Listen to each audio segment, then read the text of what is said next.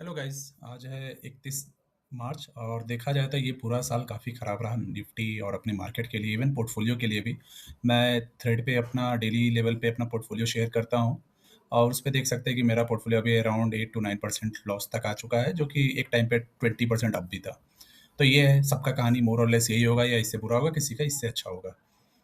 अब मैं निफ्टी की बात कम करूँगा आज कि ये आने वाले दिनों में क्या देखें, क्योंकि अभी कोई एनालिसिस कोई फ़ायदा नहीं है। ये मैं एक सपोर्ट रेजिस्टेंस बता सकता हूँ कि ये अगला है, बट मार्केट जिस तरीके से गिर रहा है हम लोग नहीं जानते कहाँ तक जाएगा, और कोई नहीं जानता है, सब अनुमान लगाएगा। मैं भी एक अनुमान लगा सकता हूँ कि जैसे यहाँ पे एक गैप फॉर्मेशन देख सकते हैं, ये गैप मैं मेरा 1 साल पहले का वीडियो आप देखोगे तो वहाँ पे मैं मेंशन किया था 20-300 तक आ सकता है।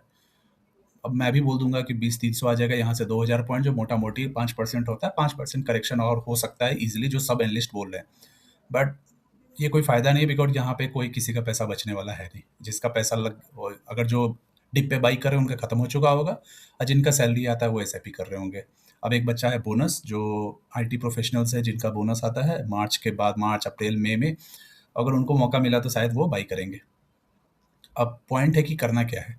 तो मैं निफ्टी बैंक निफ्टी का बात नहीं करूँगा, मैं कहूँगा कि स्टॉक्स स्पेसिफिक। अब अगर आपके पास एसआईपी चल रहा है तो वो बेस्ट है, उसमें कोई रुकावट नहीं, एसआईपी करते रहिए। मेरा भी चलता है, ठीक ठाक चलता है। और मैं लास्ट मेरा 1.5 साल जो मार्केट कंसोलिडेट किया, मेरा 1.5 साल पे शायद ही कोई एसआईपी मिस हुआ होगा। वो भी हुआ होगा तो फंड बैलेंस के कारण, अदरवाइज मेरे माइंडसेट से मिस नहीं हुआ है।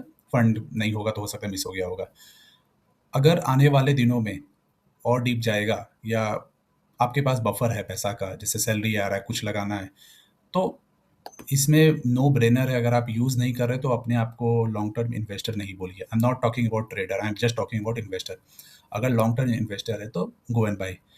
पहले निफ्टी की बात कर लेते हैं। निफ्टी यहाँ से फॉल दिखा चुका है, मोटा मोटी यहाँ से 15% का हो चुका है फॉल। अगर देखा जाए तो ये आपका लेवल है 15 साढ़े 15% हो चुका है फॉल। अब बैंक निफ्टी इवन 20% तक जा चुका है।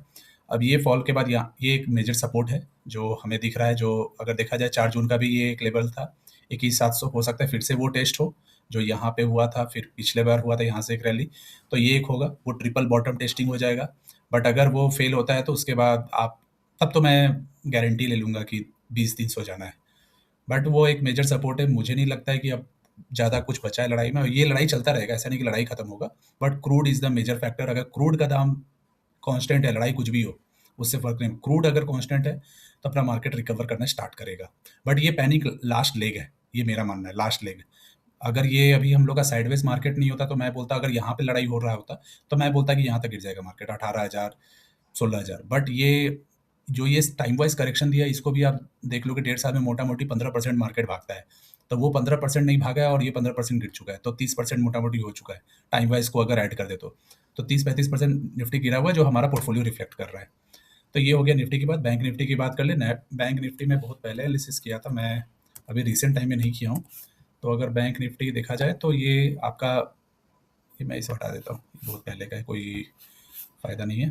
ठीक है। तो ये एक लेवल है 48 का, 48 मेजर है, और उसके बाद ये 46, इसके नीचे नहीं जाएगा। ये मेरा, अगर इसके नीचे जाएगा तो फिर हम लोग कुछ नहीं कर सकते हैं, कोई भी लोग कुछ नहीं कर सकते। वो जस्ट रहेगा कि आप देखते रहो। जो हाई अर्निंग है, जिनका हाई अर्निंग है वो थोड़ा लोन लेके हो सकता है ट्राई करेंगे। बट वो हो जाएंगे प्रो लेवल के। मैं उनके लिए ऑब्वियस प्रो लेवल मेरा नहीं सुनेंगे, तो वो अपना करेंगे। मैं भी वही करूँगा, क्योंकि मैं अगर अगर मार्केट यहाँ गया मैं भी लोन लेके कुछ देखूंगा ऑप्शन। तो ये 46 वर्स्ट के सिनेरियो है मेरे अकॉर्डिंग। तो यहाँ से लगभग 8% का और करेक्शन मुझे दिखता है बैंक निफ्टी में, और निफ्टी में 5% का। अब बाकी आगे क्या होगा देखा जाए। अब करते हैं स्टॉक की बात। स्टॉक कैसे आप आइडेंटिफाई करें, कुछ नहीं करना है। ये मैं किसी का प्रमोशन नहीं कर रहा हूँ, मैं यूज़ करता इसलिए मैं बता रहा हूँ। ये ऐप है ट्रेडलाइन, आपको वेबसाइट पे मिल जाएगा। ये आपका स्क्रीनर में जाके लगा लेना, highest fall from month high. अब इसमें आप पिक कर लो मार्केट कब से गिर रहा है। अगर बैंक निफ्टी की बात करें तो लास्ट 2 महीने से। तो मैं 1 महीने का लगा दिया था, वो 3 महीने का लगा दिया टोटल स्टॉक पे। ये आप देख सकते हो केवल BSE 500 में ये सब स्टॉक है जो ज़्यादा गिरे हैं। आप इसमें फंडामेंटल पिक कर लो, जैसे ये सब आईटी है। मैं आईटी नहीं जा रहा हूँ, मैं एक जनरल जाता हूँ। मुझे जैसे इसके बारे में नहीं पता ये फंडामेंटली कैसे स्टॉक है। अगर ये बाई करना है, पहले तो आप सेक्टर पिक करो, कोई भी सेक्टर जो आपको पसंद है। कंजम्पशन हो सकता है शॉर्ट टर्म में थोड़ा इम्पैक्ट आएगा, बट लॉन्ग टर्म में स्टोरी है। जैसे कि ऑटो हो गया, ऑटो में जैसे एक अशोक लीलैंड, अभी जैसे मैं चार्ट देख रहा था, अशोक लीलैंड का अगर देखा जाए फॉल कहाँ से हुआ है, ये कोई बाय रिकमेंडेशन नहीं है, मेरे पोर्टफोलियो में है भी नहीं। हो सकता है बाइंग करूंगा तो मैं अपनी मर्जी से करूंगा, आप लोग अपना देख के करो। आगे अभी देखा जाए, ये वीकली चार्ट है, इसके बेसिस पे, ये वीकली बेसिस पे 50 ईएमए पे आ चुका है। इसका वर्स्ट केस आता है 135। 135 देखा जाए तो ये लास्ट टाइम 13 अक्टूबर 2025 के पास था। मतलब अभी से हो गया है, लगभग 6 महीना हो चुका है।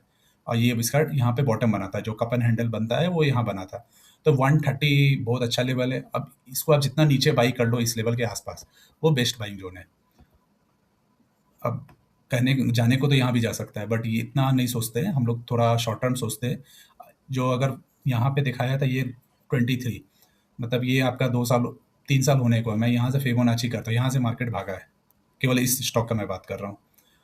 इसके हिसाब से भी जाते हैं तो इसका 60% रिट्रेसमेंट होता है 132, 68%, 61% जिसको बोलते हैं, वही मैं जो मैं पहले बताया वही।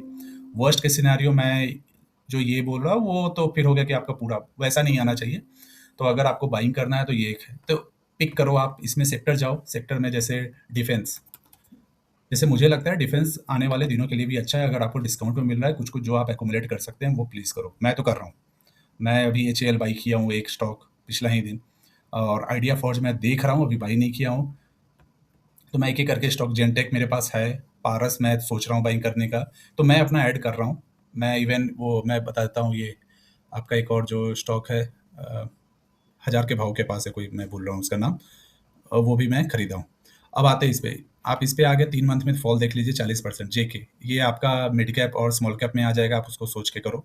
तो मैं इसमें केवल बड़े स्टॉक्स पे जाता हूँ। सिंपली अगर देखना है तो एच ए एल सिंपली दिख रहा है कि आपका 3 वीक में 47 का हाई मार के आया है। एच ए एल का स्टोरी क्या है, आप स्क्रीनर पे आओ, एच ए एल टाइप करो, हिंदुस्तान एरोनॉटिक्स।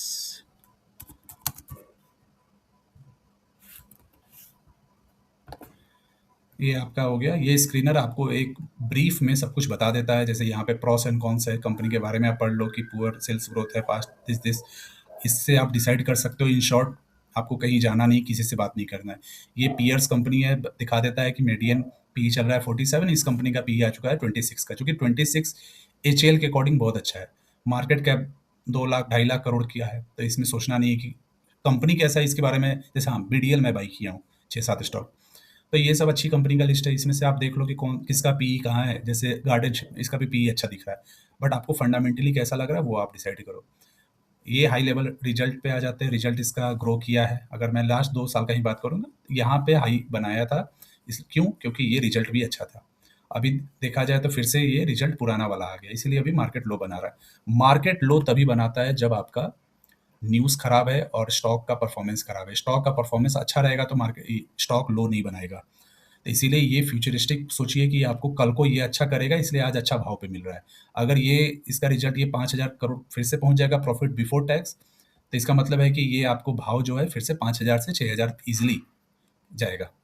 तो ये सब टाइम है एकुमुलेट करने का। मैं क्वालिटी का ही बात कर रहा हूँ, इसमें आप जो समझ सकते हैं वो समझो। बेसिक लैंग्वेज में लिखा हुआ है, इसमें कुछ ज़्यादा कुछ है नहीं। मार्च में आपका 8,300 था, अभी तक का ये दिखा रहा है डेटा, तो इससे बेटर आने वाला है रिजल्ट इसका पिछले साल से। तो आपको ये देखना है कि ग्रो कर रहा है आपका स्टॉक, पिछले साल के मुकाबले कहाँ पे है वो आप चेक कर लो और वैसा अपना एंट्री बना लो।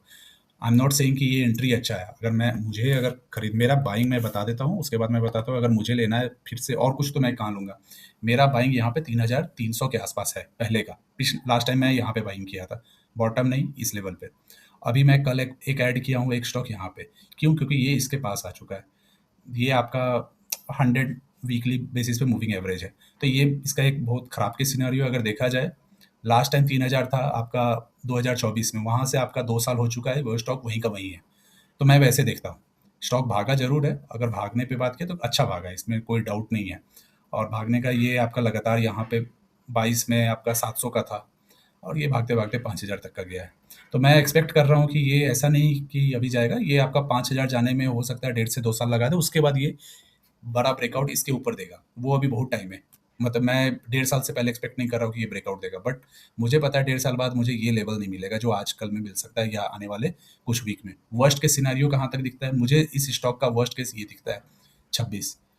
ये तो नहीं आना चाहिए। अगर ये आ जाएगा तो मैं 100% बाइंग करूँगा। मुझे नहीं पता मेरे पास पैसा कहाँ से आएगा।